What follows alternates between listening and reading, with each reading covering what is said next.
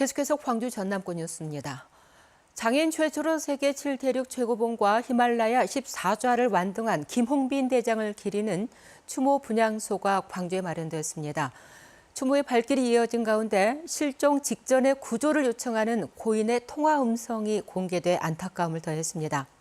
보도에 손준수 기자입니다. 10손가락을 모두 잃고도 세계의 지붕 히말라야 14자 완등에 성공한 김홍빈 대장. 지난달 18일 해발 8,047m 히말라야 브로드피크 정상을 오르고 산에서 내려오다 조난당했습니다. 스캔트에 구조 요청 기사가 2개 정도 필요해. 몸은 괜찮고. 엄청 추워요. 김 대장을 찾기 위해 수색이 진행됐지만 진척이 없자 가족의 뜻에 따라 일주일 만에 중단됐고 김 대장은 환한 미소를 머금은 영정속 사진의 모습으로 돌아왔습니다.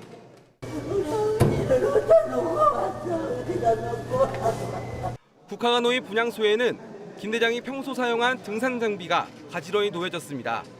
추모객들은 김 대장의 불굴의 도전 정신에 희망을 얻었다며 고인을 애도했습니다. 눈물 날라고 그러죠. 근데 어찌됐든 돌아가셨을 거 아닙니까? 그 추운 데서 어떻게 좀 빨리 찾았으면 쓰겠는데 그럴 수도 없는 것이고. 정부는 고인의 공로를 인정해 체육훈장 최고 등급인 청룡장을 추서했습니다. 정부도 광주시와 또 이걸 준비하는 준비위원회와 같이 적극적으로 협력하고 같이 대화를 나누도록 하겠습니다. 고인의 영정은 광주 무등산의 한 사찰에 안치될 예정입니다. 10손가락을 모두 잃었지만 불굴의 의지와 투혼을 보여준 산악인 김홍빈 대장의 연결식은 오는 8일 거행됩니다. KBS 뉴스 손준수입니다. 어제 오전 여수 국가산단 LG화학 공장에서 20대 근로자가 감전돼 숨지는 사고가 났습니다. 숨진 근로자는 가스 발전기 전기 점검을 하다가 사고를 당했는데 경찰과 고용노동부가 사고 원인 조사에 나섰습니다. 하순아 기자가 보도합니다. 여수산단 LG화학공장 직원 29살 허모 씨가 감전 사고를 당한 것은 어제 오전 10시 45분쯤. 함께 전기 설비에 대한 점검을 하고 있던 협력사 직원이 갑자기 쓰러지는 허 씨를 목격했습니다. 허 씨는 자체 운영 구급차를 통해 인근 병원으로 옮겨졌지만 1시간여 만에 숨졌습니다. 협력체 직원분이 심폐소생술을 하셨고요. 이제 저희 구급차로 이렇게 우선 조치를 했고요. 사고가 난 발전기는 공장에서 가동 중인 가스 터빈 발전기 4기 중 1기로 최근 신규 설비로 교체된 뒤 지난달 중순부터 시운전 중이었습니다. 경찰과 고용노동부 여수지청은 사고 현장을 찾아 원인 조사에 나섰습니다. 경찰은 특히 사고 당시 발전기의 전원이 꺼졌는지와 안전수칙 준수 여부를 확인하는 데 주력하고 있습니다. 관계인 상대로 전원을 껐는지, 발전기를 돌렸는지 안 돌렸는지, 누가 했는지 이런 걸 일련의 과정을 쭉 우리가 확인해야. LG화학 측은 사고 원인 조사와 함께 재발 방지 대책 마련에 나서겠다고 밝혔습니다. KBS 뉴스 하선아입니다. 밤사이 코로나19 신규 확진자가 광주에서 1명, 전남에서 5명이 추가됐습니다. 광주에서는 광산구의 체육시설과 관련해 자가 격리 중이었던 1명이 진단검사에서 양성 판정을 받았습니다. 전남에서는 고흥에서 광주 확진자와 접촉한 3명이 확진 판정을 받았고 강진에서는 충남 서산 확진자와 접촉한 1명과 감염 경로 미확인 확진자 1명도 나왔습니다. 이로써 어제 하루 발생한 코로나19 신규 확진자는 광주가 17명, 전남 20명으로 모두 37명입니다. 광주와 순천에서 코로나19 백신 접종자 2명이 잇따라 숨져 방역당국이 조사에 나섰습니다. 광주시는 지난달 26일 모더나 1차 접종을 한 65살 A씨가 어제 새벽 1시쯤 숨졌다고 밝혔습니다. A씨는 숨지기 하루 전에 복통과 구토가 심해 대학병원에 입원해 치료를 받았지만 숨졌습니다. 앞서 지난 1일에는 지난달 29일 순천시 보건소에서 화이자 백신 1차 접종을 한 31살 B씨가 자택에서 숨진 채 발견됐습니다. 방역당국은 백신 접종과 사망 간 인과관계를 조사할 예정입니다. 광주시 도시계획위원회는 지난달 각종 논란을 일으켰던 광주중앙공원 1지구의 사업계획 변경에 대해 오는 19일 재심의하기로 결정했습니다. 그런데 광주시가 19일로 예정된 회의를 갑자기 2주가량 앞당겨 열겠다고 위원들에게 통보했습니다. 회의를 사흘 앞두고 기습 통보한 배경을 이성각 기자가 취재했습니다. 공분양가 논란에다 용적률과 비공원 시설 면적 확대로 반년 넘게 특혜 논란이 이어진 중앙공원 1지구. 게다가 아파트 진입도로를 공원 면적에 포함시키면서 논란은 더해졌고 지난달 도시계획위원회에서는 결국 재심의를 결정했습니다. 사업계획을 변경할 만한 타당성이 부족하다는 이유에서입니다. 대신 9명으로 구성된 위원회에서 사전 검토한 뒤 본회의 상정 여부를 결정하기로 했는데 광주시가 급작스레 오는 6일 본회의를 열겠다고 통보했습니다. 도시계획위원회는 매달 셋째 주 목요일에 열리는데 19일로 예정된 회의를 2주가량 일정을 앞당긴 겁니다. 또 사전검토 회의 결과에 상관없이 본회의 개최를 일방적으로 통보한 겁니다. 사업 지연으로 인한 사업자 측의 비용 발생을 줄이고 추진 지연되고 있음으로 인해서 발생되는 내용들도 포함해서 도시계획위원회가 개최가 필요하겠다. 시청 내 회의실 공간이 여의치 않다는 두 가지 이유입니다. 중회의실, 소회의실, 세미나 1, 2, 3실이 있는데 그런 데가 이제 먼저 선점을 다 날짜를 해가지고 선점을 해버리거든요. 예를 다른 실국에서. 그래서 그날이 비어있기 때문에.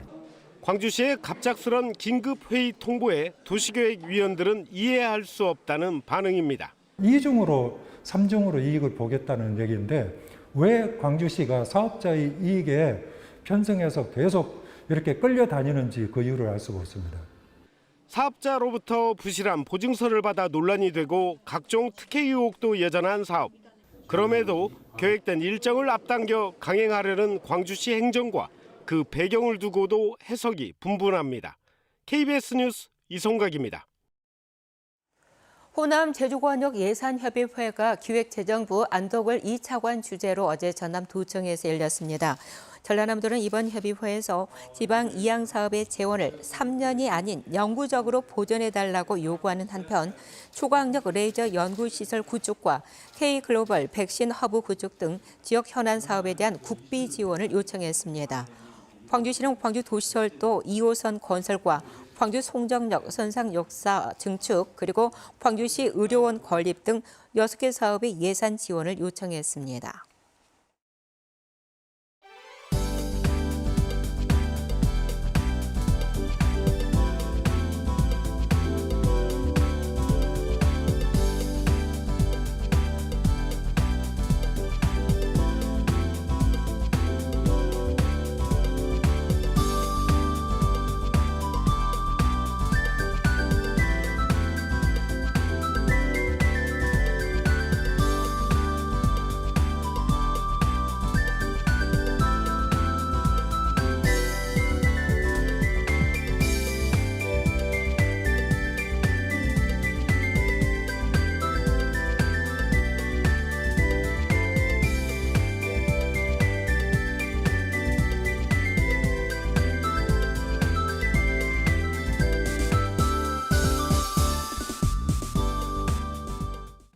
오늘도 찜통더위가 이어지겠습니다. 광주 전남 대부분 지역에 폭염특보가 발효 중인데요.